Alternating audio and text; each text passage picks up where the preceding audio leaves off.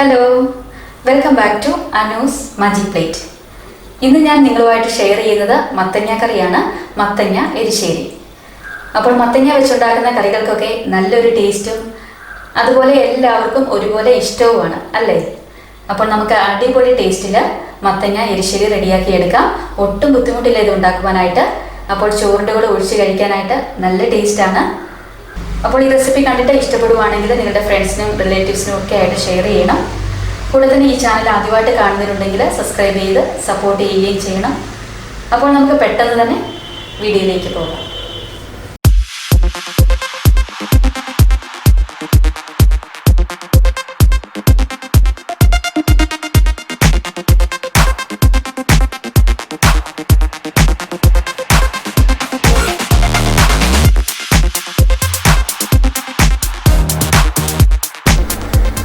അപ്പോൾ ഇതേ മത്തങ്ങ എരിശ്ശേരി ഉണ്ടാക്കുവാനായിട്ട് തുടങ്ങാം. അതിനായിട്ട് ഞാനിവിടെ എടുത്തിരിക്കുന്നത് ഇതുപോലുള്ള ഒരു കുഞ്ഞൻ മത്തങ്ങയാണ്. അപ്പോൾ നിങ്ങൾക്കെല്ലാവർക്കും അറിയായിരിക്കും വലിയ മത്തങ്ങയേക്കാളും കുറേ കൂടി ടേസ്റ്റ് ഇതിനുണ്ട്. അപ്പോൾ ഞാനിതൊന്ന് രണ്ടായിട്ട് മുറിച്ചിട്ട് വരാം.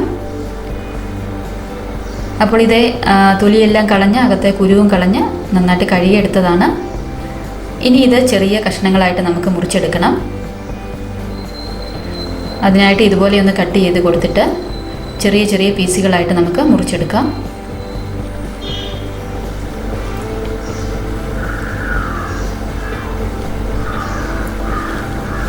അപ്പോൾ ഇത് ഈ ഒരു വലുപ്പത്തിൽ വേണം നമ്മൾ മുറിച്ചെടുക്കാനായിട്ട്.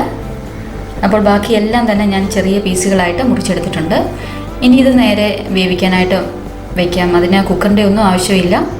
ഞാനിത് ഇതുപോലുള്ള ഒരു സ്റ്റീലിൻ്റെ പാത്രത്തിലാണ് വേവിക്കാൻ ആയിട്ട് ഇട്ട് കൊടുക്കുന്നത്. ഇനി ഇതിലേക്ക് നികത്തെ വെള്ളം ഒഴിച്ചു കൊടുക്കണം. അപ്പോൾ നികത്തെ വെള്ളം ഒഴിച്ച് കൊടുത്തിട്ടുണ്ട്. ഇതൊന്ന് മൂടി വെച്ച് നേരെ സ്റ്റൗവിലേക്ക് വെക്കാം. അപ്പോൾ സ്റ്റൗ ഓൺ ചെയ്ത് കൊടുത്തിട്ടുണ്ട്. തിളയ്ക്കുന്നിടം വരെ നമുക്ക് തീ ഒന്ന് കൂട്ടി വയ്ക്കാം. അപ്പോൾ ഇത് തിളയ്ക്കാൻ തുടങ്ങിയിട്ടുണ്ട്. നമുക്കൊന്ന് ഇളക്കി കൊടുക്കാം.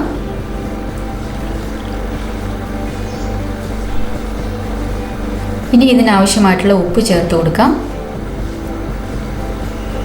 ഉപ്പും ചേർത്ത് നന്നായിട്ടൊന്ന് ഇളക്കിയിട്ട് നമുക്ക് മൂടി വെച്ച് വേവിക്കാം. അപ്പം തീ ഒന്ന് കുറച്ച് വെക്കുക.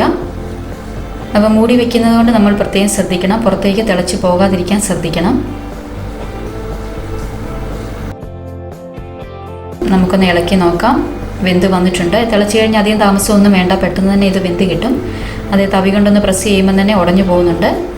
അപ്പോൾ നന്നായിട്ടൊന്ന് ഉടച്ചു കൊടുക്കാം. ഒത്തിരി ഉടഞ്ഞു പോകേണ്ട ആവശ്യമില്ല. ചെറിയ ചെറിയ കഷ്ണങ്ങൾ കിടക്കുന്നതാണ് നല്ലത്. അപ്പോൾ ഇതൊന്ന് മൂടി വെച്ചേക്കാം. ഇനി ഇതിനാവശ്യമായിട്ടുള്ള തേങ്ങയൊന്ന് അരച്ചെടുക്കണം. അതിനായിട്ട് ഞാനിവിടെ ഒരു മുറി തേങ്ങയാണ് ഗ്രേറ്റ് ചെയ്ത് എടുത്തിട്ടുള്ളത്. പിന്നെ ഒരു പച്ചമുളക് എടുത്തിട്ടുണ്ട്, 2-3 ചെറിയ ഉള്ളി, പിന്നെ ഒരു 1/2 ടീസ്പൂൺ ജീരകം എടുത്തിട്ടുണ്ട്. അത്രയും അരച്ചെടുക്കണം. അതിനായിട്ടൊരു മിക്സിയുടെ ജാറിലേക്ക് ഇട്ട് കൊടുക്കാം.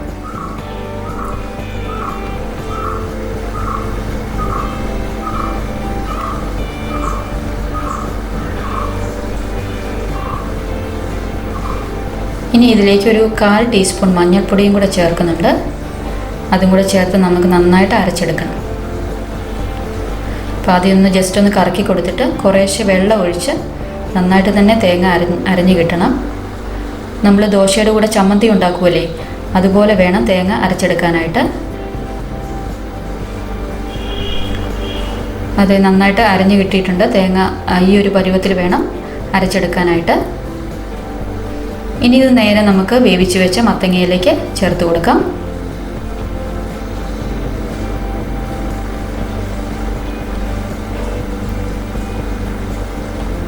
ഇനി നമ്മുടെ ആ ജാറൊന്ന് കഴുകി ആവശ്യത്തിന് വെള്ളവും കൂടെ ചേർത്ത് കൊടുക്കാം. അപ്പോൾ സ്റ്റൗ ഓൺ ചെയ്ത് കൊടുത്തിട്ടുണ്ട്. തീ നന്നായിട്ട് കൂട്ടി വയ്ക്കാം. ഇനി നന്നായിട്ട് തിളപ്പിച്ചെടുക്കാം.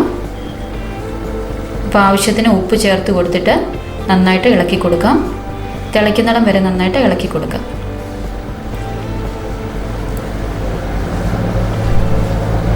നന്നായിട്ട് തിളച്ച് തുടങ്ങിയിട്ടുണ്ട്. നമുക്കിത് ഇനി സ്റ്റൗ ഓഫ് ചെയ്ത് കൊടുക്കാം. ഓക്കെ, ഇനി ഇതിലേക്ക് കുറച്ച് ഐറ്റംസും കൂടെ ചേർക്കാനുണ്ട്. അതിനായിട്ട് ഞാനൊരു ചീനിച്ചട്ടി അടുപ്പത്ത് വെച്ചിട്ടുണ്ട്. ഇതിലേക്ക് ആവശ്യത്തിന് വെളിച്ചെണ്ണ ചേർത്ത് കൊടുക്കാം. വെളിച്ചെണ്ണയാണ് നാടൻ കറികൾക്ക് ഏറ്റവും നല്ലത്. അപ്പോൾ എണ്ണ ചൂടായി വരുമ്പോഴത്തേക്കിന് ഒരു 1/2 ടീസ്പൂൺ കടുക് ചേർക്കുന്നു. ഇനി സാധാരണ കടുക് പൊട്ടിക്കുന്ന സമയത്ത് നമ്മൾ ചേർക്കുന്ന പോലെ ഉള്ളിയും കറിവേപ്പിലയും വറ്റൽമുളകും ഒക്കെ ചേർത്ത് മൂപ്പിച്ചെടുക്കണം. ഉള്ളി ഒരു 3-4 എണ്ണം ഞാൻ അരിഞ്ഞതാണ്.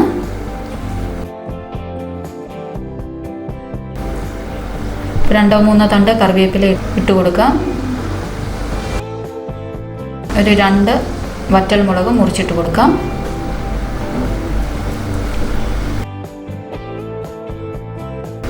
അപ്പോൾ അത് നന്നായിട്ട് മൂപ്പിച്ചെടുത്തിട്ടുണ്ട്.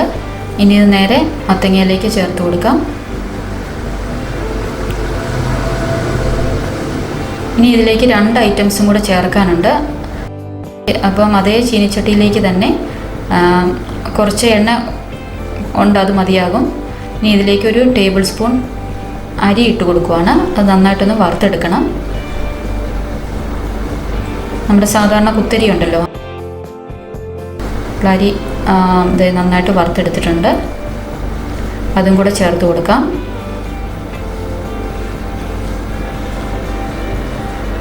ഇനി എണ്ണ ഇല്ലാത്തത് കൊണ്ട് സ്വല്പം എണ്ണ ഒഴിച്ച് കൊടുത്തിട്ട് ഒരു 2 ടേബിൾ സ്പൂൺ തേങ്ങയും കൂടെ ചേർത്ത് കൊടുക്കുവാണ്. അത് നന്നായിട്ടൊന്ന് ഫ്രൈ ചെയ്തെടുക്കണം. അപ്പോൾ അതും റെഡി ആയിട്ടുണ്ട്. അപ്പോൾ ആ വറുത്ത തേങ്ങയും കൂടെ ചേർത്ത് കൊടുക്കാം.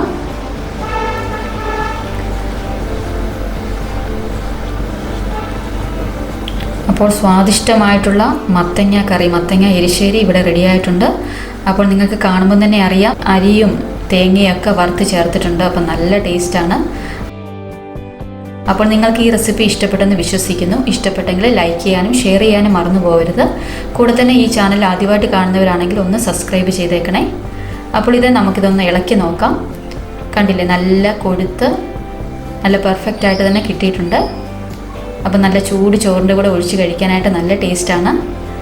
അപ്പോൾ എല്ലാവരും ഇതുപോലെ ഒന്ന് ട്രൈ ചെയ്തിട്ട് അഭിപ്രായങ്ങൾ പറയണം. ഇനി വേറൊരു പുതിയ ഐറ്റമായിട്ട് നമുക്ക് വീണ്ടും കാണാം. അതുവരേക്കും ബൈ. Thanks for watching.